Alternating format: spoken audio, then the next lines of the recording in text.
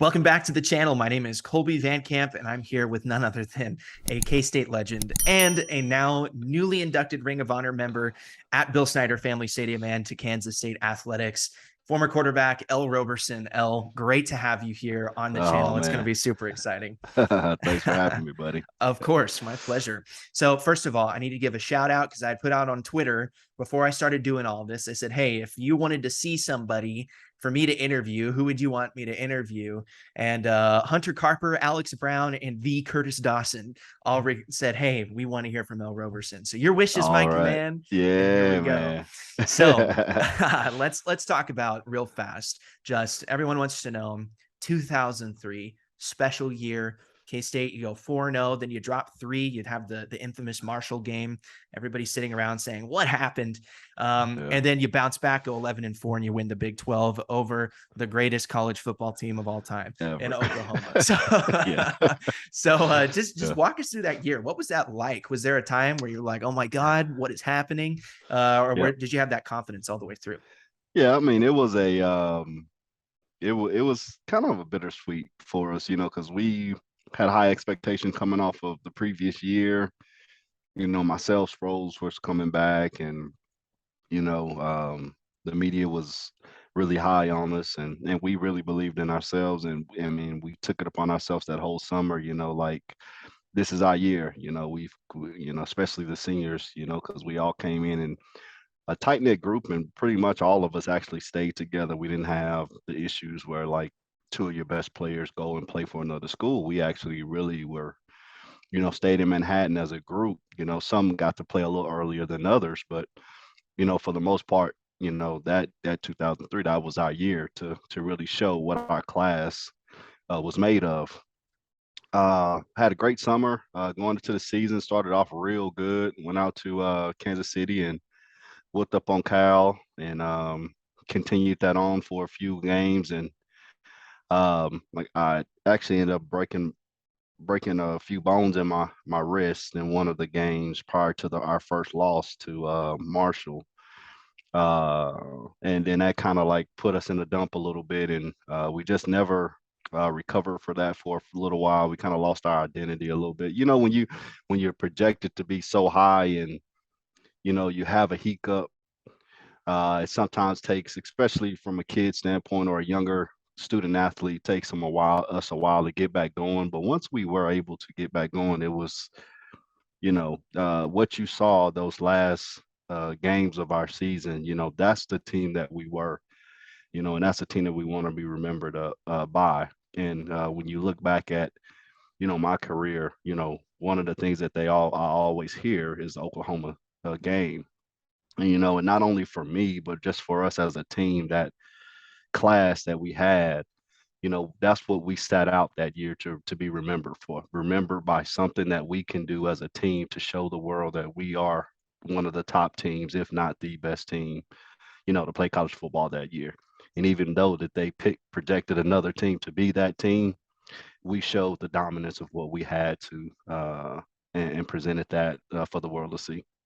So I love that you talked about broken bones because right Oh yeah. now Kansas State's quarterbacks are kind of Oh dinged yeah. up. Oh man. You got Adrian Martinez, who in a very similar way to your style of play loves to run the Yeah. ball. He's been a monster just running the ball with Deuce Vaughn. They're an absolutely nasty duo in the backfield. He goes out in the Hmm. first drive, the TCU game this last weekend, put in Will Howard. He's throwing darts all over the field. Like, what on earth is Yeah, happening? like yeah. And then he gets dinged up. Also, I wanted to say before this blows up, it will blow up, I promise. I started the hashtag Iron Will. I want that to be remembered. I'm Yeah, putting it here now exactly. in video, so when I get the credit when it comes out Yeah, exactly. next year, right? But and then you put in Jake Rubley, poor kid, throws an interception first Yeah. play of the game, Oh and my, then and yeah. then you lose that by 10. So what? Yeah. How much of that from your 2003 experience did you see in our team that all throughout the season and in the TCU game in Yeah, I specific? mean it was big. I found myself sitting down watching that game, and we were hyped going into it. And like you said, you just never know. So like and one of the things that I actually talked to all of those quarterbacks when I was down there for the Ring of Honor, I said, hey, every practice you have to compete. You have to find something to compete about, and something to compete to, even if it's just, lunch for the week. If you compete, if you're the winner out of the quarterbacks, everybody else buys you, pitches in together and buys you lunch. Something to where you make the practice competitive because you're just a play away. And just to be sit there and see one quarterback go down, the other one have to step up and actually do pretty good. And then he goes down, then another one has to step up, and it just came to fruition. What I was really trying to get across to them is like, you never know when it's your time. So you always have to prepare, even if you're the first, the second, or the third string guy, because you could easily be thrown in that position. And you always want to be ready. And it starts with practice. And that was one of the things that I tried to push when I was speaking to them at the end of their last practice when I was there before that game. I was just like, hey, even though you're the third string, even though you're a freshman, still compete. Get your guy ahead of you better, get yourself better, because you never know when your time will come. And TCU game just showed that at any particular point you could be thrown in the fire, and it's all about what you're going to do and how you prepared yourself to continue on with the offense and to keep it going.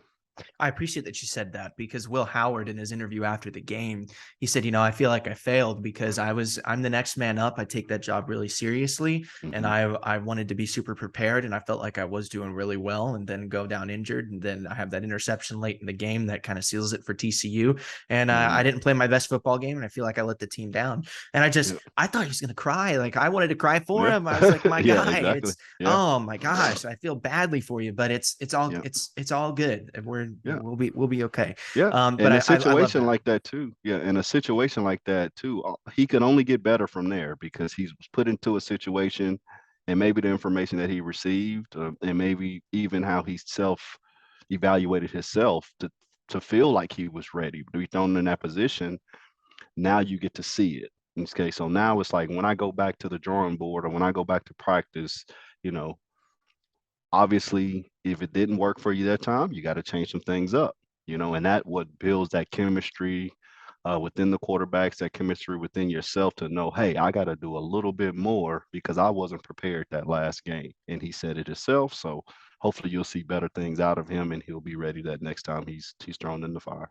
Okay. So I got three quick questions for you, and then we'll finish this up. But the first one is, if you could say what was your most profound memory as a player for Kansas State, what would it be? And then to kind of go away with that, the second question is similar, but it's, what's the craziest thing that ever happened to you while you were playing for Kansas State? Uh-huh.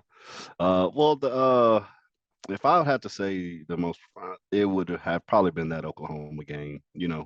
Um, and it's just the fact that nobody thought that we had the chance. But if you can go back and see those videos of the locker room and us, and it's like we believed. You couldn't have walked in a locker room and said that, hey, we knew we were going to go out there and get our butts kicked. We believed in each other, and I pushed it. Our coaches pushed it, and the captains pushed it, and guys like Travis, who was just on your show. I mean, he's running around the locker room, let's go, getting everybody hyped. Looking at him like, man, this dude is crazy. But when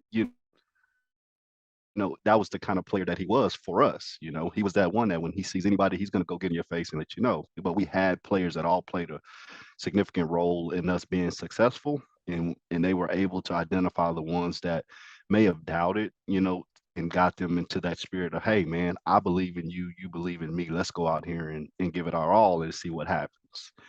And if I would have to say the most would probably be looking back at film when the Nebraska game when we went out there and me and Lord was going back and forth over via reporters about he's a better quarterback than me, and then me just losing it at the coin toss and going up to his face and letting him know that, hey, I'm the best quarterback and I'm gonna show you on your home turf type thing. And that just, I always remember that, and I always also too I show it to my daughter who's basketball player now. And I was like, and it's always about that hunger. It's like you got to feel and you got to believe that you're the best on the field. And I think that was just one of the moments I look back and say, man, what was I thinking? This is all on national TV and I'm all up in this guy's face. But, you know, as a quarterback, you know, our guys fed off of it. And you saw the type of game that we had out there. I mean, we completely blew them out of the water. But, you know, it sometimes takes one of your teammates to step up, like a Travis in the locker room or me at the coin toss, to say, hey, we ain't backing down from nothing. And what you see is what you're gonna get the whole game.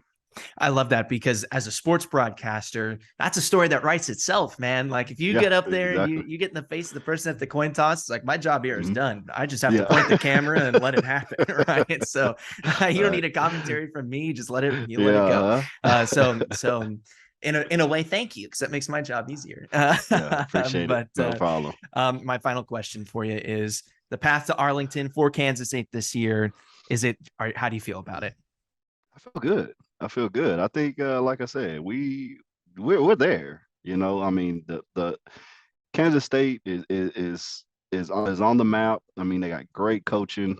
I mean, the players believe. I seen that when I was out there, and like I said, year after year, it's going to get better. I was even looking at some of the recruits that we've nailed already, and some of the guys that are interested. I mean, Kansas State will be on the map and will continue to be on the map, and I'm excited to see the future of it. I mean, me and my fiance were talking about when are we going back? You know, just last night, you know, after that loss and everything, we got to go back. We got to be in there. We got to get you hollering and doing the things like that, getting you involved. I say, babe, you know, we could do it from here and we could do it from out there too. But you know, I'm excited to see the future in years, and I can definitely see us competing for a national championship with the right tools to get in, and just Manhattan, how it's grown and how people are now, you know, the recruits are being able to get bigger time recruits. So as to where when I was there, you know, Manhattan was a little smaller, didn't have a lot of things to do, but it competes with some of the other schools. I got the chance to go to A&M,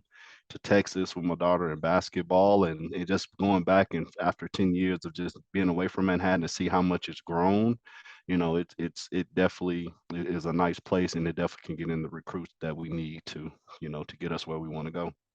Fantastic. Well, Elle, I appreciate taking the time out of your busy schedule. It's obvious you're at work. I Yeah. appreciate you No problem. you taking the time to do this. Yeah. If you want to check my channel out, thanks to all my subscribers, I've now gotten past 150. So you can do youtube.com/Kolby Vancamp, KolbyVancamp, and you will find me in Twitter at KG Vancamp, like the pork and beans, although there's no relation there, or I'd be a tycoon. But alas, here we are. So Elle, thank you so much. And you've been listening to my YouTube channel and on Wildcat 91.9 KSDB Manhattan. What's going on YouTube? It's Kolby Vancamp. Thank you for sticking around to finish out my video. It means a lot to me if you'd hit the like, smash subscribe, and ring the heck out of that bell so that you never miss another one of my athletic coverage videos. Again, looking forward to our next time. See you soon.